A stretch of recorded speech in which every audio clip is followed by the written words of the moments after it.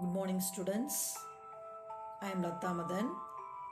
Today we are going to see Unit 1 poem Stopping by Woods on a Snowy Evening by Robert Frost.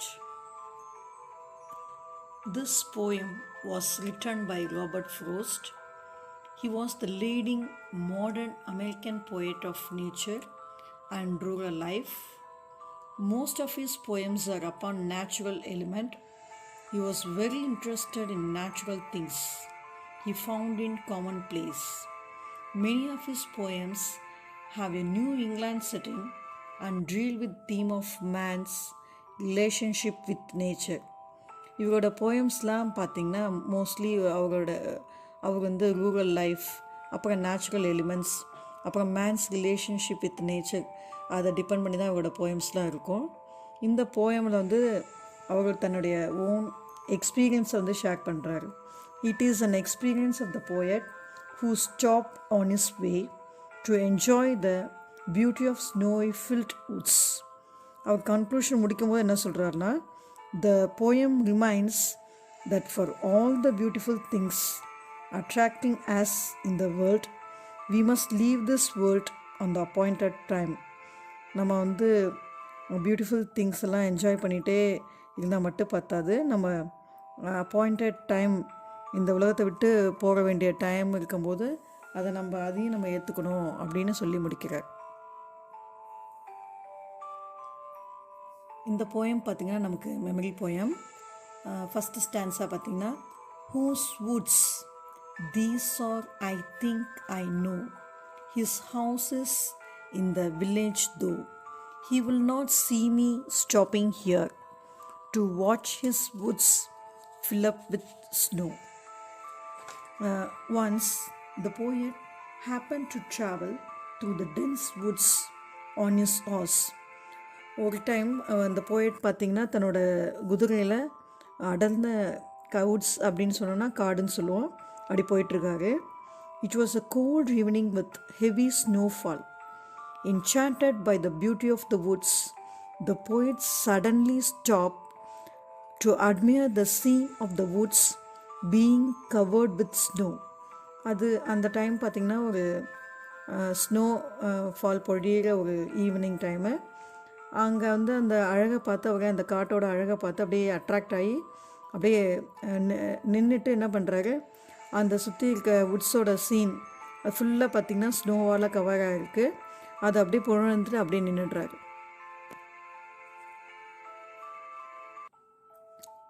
My little horse must think it queer to stop without a farmhouse near.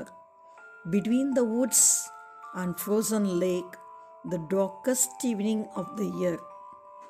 என்ன சொல்கிறாரு அப்படின்னா, என்னுடைய குட்டி குதிரை வந்து நம்ம ஏன் இங்கே நின்னோம் அப்படின்னு க்யூராக ஃபீல் பண்ணோம். க்யூர் அப்படின்னு பார்த்தீங்கன்னா ஸ்ட்ரேஞ்ச் அப்படின்னு மீனிங்கு. சொல்கிறாரு, the poet horse too must have been equally puzzled. நம்மளை மாதிரியே அதுவும் வந்து ஆச்சரியப்படும், ஏன் இங்கே நின்னோம் அப்படின்னு. At the sudden pause at a place where there was no farm house or resting area. இங்கே பக்கத்தில் எதுவும் ஃபார்ம் ஹவுஸும் இல்லை, ஏன் அவர் நின்னார், எதுக்கு போயிட்டு நிற்கிறாரு அப்படின்னு நம்மளுடைய ஹார்ஸ் வந்து திங்க் பண்ணோம் அப்படின்னு சொல்கிறாரு. இங்கே நிற்கிற இடம் பார்த்திங்கன்னா இட் இஸ் பிட்வீன் த வுட்ஸுக்கும் ஃப்ரோசன் லேக்கும் நடுவில் நிற்கிறாங்க. And he is saying the it is the darkest evening of the year. அவங்க இந்த போயட் என்ன சொல்கிறாரு அப்படின்னா, இது எப்போ நடக்குது அப்படின்னா it happen to be the darkest evening அப்படின்னு சொல்கிறாரு. மேபி இதுதான் டார்க்கஸ்ட் ஈவினிங் கிடையாது, இது டார்க் ஈவினிங் வேணால் சொல்லலாம். அவர் என்ன சொல்கிறாரு அப்படின்னா டார்க்கஸ்ட் ஈவினிங் அப்படின்னு சொல்கிறாரு. Now third stanza, he gives his harness bells a shake to ask if there is some mistake. The only other sounds the sweep of easy wind on downy flake. போய்ட்டு என்ன சொல்கிறாரு அப்படின்னா, அந்த குதிரை வந்து தன்னுடைய ஹார்னஸ் பெல்ஸை வந்து ஒரு ஷேக் சவுண்டு கொடுக்குது. அது ஏன் கொடுக்குது அப்படின்னா, the horse took his harness bells as if to inquire if the poet had halted by mistake or to set right any sudden problem. அவர் ஏதாவது மிஸ்டேக்கனா அங்கே ஹால்ட் ஆகிருக்காரா, இல்லை வந்து ஏதாவது திடீர்னு ப்ராப்ளமா, ஏன் இங்கே நிற்கிறாரு அப்படின்னு அந்த குதிரை யோசிக்கிறான். There was a total silence all around except for the gentle wind of the breeze flowing, carrying with it snowflakes. அங்கே பார்த்திங்கன்னா எந்த சவுண்டும் இல்லை, அந்த வுட்ஸில் வந்து ரொம்ப சைலண்ட்டாக இருக்குது. அங்கே என்ன சவுண்டு கேட்குது அப்படின்னா ப்ரீஸ், அந்த காற்றோட ப்ரீஸும் அந்த ஸ்னோ ஃப்ளேக்கை கீழே விழுற சவுண்டு அப்படின்னு தான் சொல்கிறாங்க. அந்த ஃப்ளேக் அப்படின்றது பார்த்திங்கன்னா small pieces of snow falling தான் நீங்கள் வந்து டவுனி ஃப்ளேக் அப்படின்னு சொல்கிறாரு. Now the fourth stanza.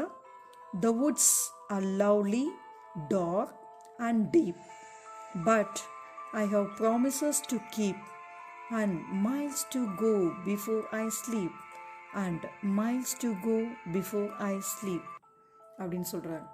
இந்த வுட்ஸ் அப்படின்றதோட நம்ம வந்து லைஃப்பை வந்து நம்ம கம்பேர் பண்ணிக்கலாம். வுட்ஸ் அப்படின்ற லைஃப் நம்ம பார்த்திங்கன்னா லவ்லியாகவும் இருக்குது, டார்க்காகவும் இருக்குது. அப்படின்னா டார்க் அப்படின்றது டிஃபிகல்ட்டிஸை சொல்கிறாரு.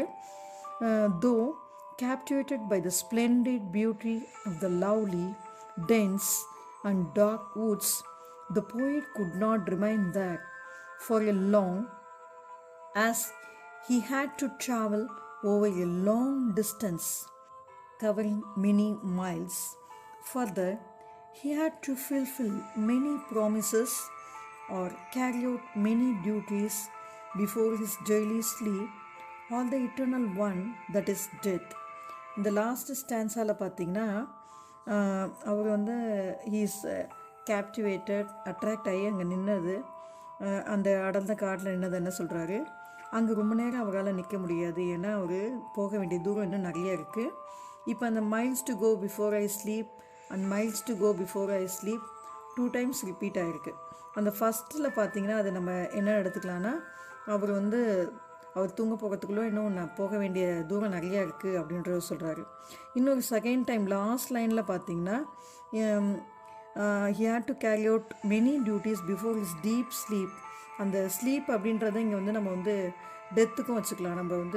நம்ம டெத்து நம்மளை அறைவாகிறதுக்குள்ளே நம்ம போக வேண்டிய நம்ம கேரி அவுட் பண்ணுற டியூட்டிஸ் வந்து நமக்கு நிறையா இருக்குது அப்படின்னு சொல்லி முடிக்கிறாரு.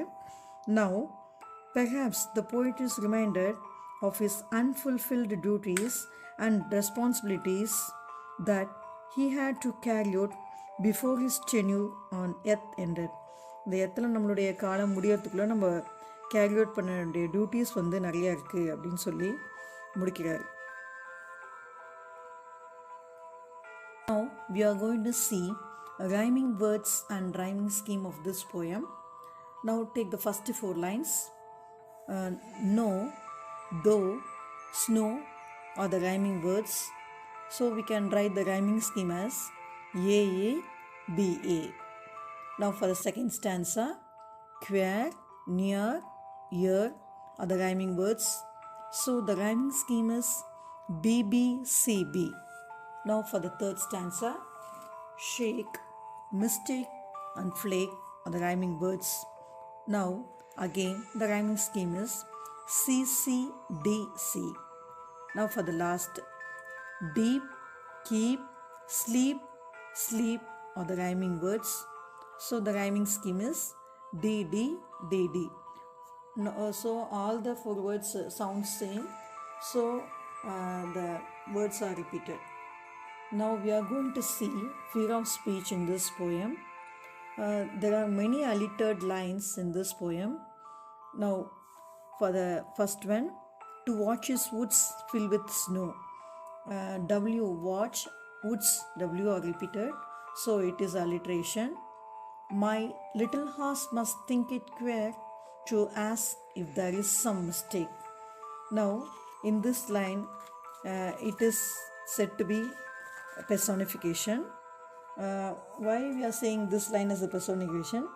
See, the horse has the ability to think like humans and to ask if there is a mistake. நம்ம ஹியூமன் மாதிரியே அதுக்கு எபிலிட்டி இருக்குது திங்க் பண்ணுறதுக்கு, அது இங்கே என்ன மிஸ்டேக்குன்னு கேட்குறது அப்படின்னு சொல்லியிருக்கிறதுனால இது வந்து நம்ம பெர்சானிஃபிகேஷன் அப்படின்னு சொல்கிறோம். Living objects R considered to be a நான் லிவிங் ஆப்ஜெக்ட்ஸ் அப்படின்னு சொல்கிறத நம்ம பர்சனிஃபிகேஷன் சொல்கிறோம். அந்த பார்த்திங்கன்னா last 2 lines, and miles to go before I sleep, and miles to go before I sleep அப்படின்றது லைன்ஸ் ரிப்பீட் ஆகிறதுனால இதை நம்ம வந்து ரிப்பீட்டேஷன் அப்படின்னு சொல்கிறோம். இந்த இமேஜரி இங்கே சொல்லியிருக்காங்க. எந்த லைன்ஸ் அப்படின்னு பார்த்தீங்கன்னா, the darkest evening of the year of easy wind and downy flake. அது மட்டும்தான் டார்க்கஸ்ட் ஈவினிங் கிடையாது. அவங்க வந்து அதை எஸ்பெஷலாக வந்து அது டார்க்கஸ்ட் ஈவினிங் அப்படி சொல்கிறதுனால அதை வந்து இமேஜரி அப்படின்னு சொல்லியிருக்காங்க. Now you can revise the poem fully and understand the meaning. Thank you, students.